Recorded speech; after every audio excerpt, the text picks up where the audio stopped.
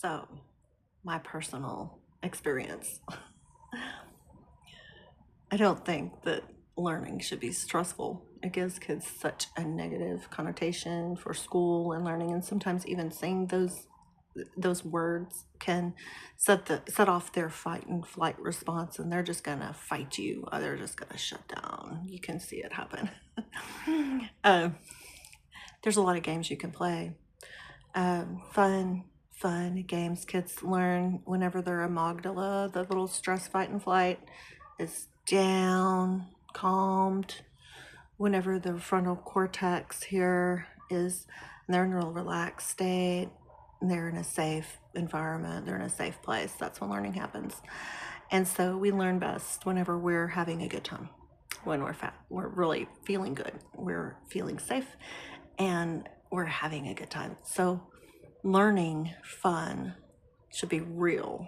It should be real fun. And you should be using a lot of things in your life, getting them into a learning environment. And I'm not talking about screens that puts your kids in a very passive state. I'm really talking about interacting with your child, and maybe even using learning educational, games they can manipulate, but also social games. Over Christmas, we played this great game, and I really enjoyed it.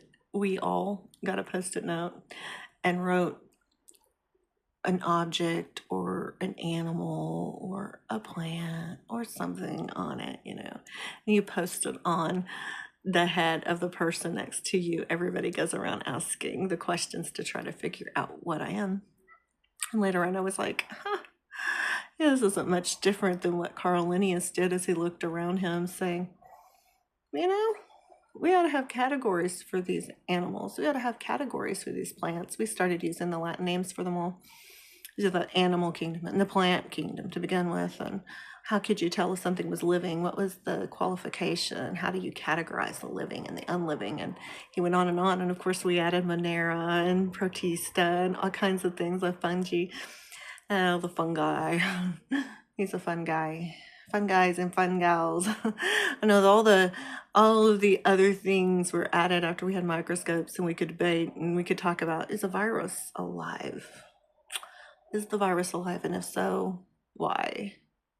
We always debate this. Anyway, so Carl Linnaeus did. He asked questions to classify things. He answered questions.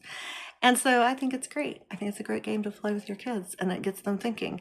And you could even teach a lot of different things to classify with them, this kind of games. Sorting games, other science games, like, maybe learning a scientist like Carl Linnaeus, talking about his life. You can tell a story. You can practice telling a story.